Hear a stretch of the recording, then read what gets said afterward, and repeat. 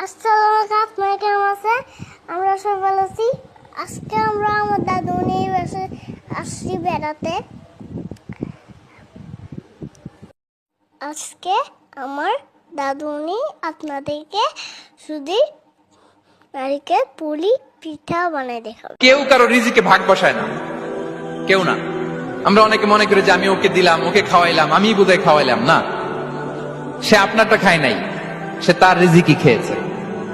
আমাদের ঘরে আমাদের বন্ধু বান্ধব আসে অনেক সময়, আমাদের ঘরে অনেক সময় অতিথি আসে, তাদেরকে আমরা আপ্যায়ন করি, তাদেরকে খাওয়াই।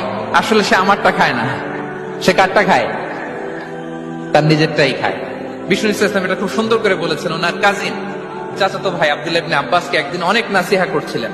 করতে করতে এক পর্যায়ে তিনি বললেন, ওয়ালাম, ইবনে আব্বাসকে বলছেন, ওয়ালাম আন্না মা আসাবাকা লাম ইয়াকুন লিইখতিআক ওয়া মা আখতাআকা লাম ইয়াকুন লিইউসিবাক। আব্দুল্লাহ, জেনে রাখো, যেটা তুমি পাওয়ার এটা তুমি কোনোদিন হারাবা না। যেটা তোমার হওয়ার কথা ছিল ওটা তুমি কোনোদিন মিস করবা না। আর যেটা তুমি পাওয়ার কথা না, গোটা বিশ্বের সব শক্তিকে হাতের মুঠোয় আনলেও সেটার দেখা তুমি পাবে না, পাবে না। ওয়ালাম আন্নামা আসাবাকা লাম ইয়াকুন লিইখতিআক ওয়া মা আখতাআকা লাম ইয়াকুন লিইউসিবাক রুফিআতিল আকলাম ওয়া জাফফাতিস সুহুফ।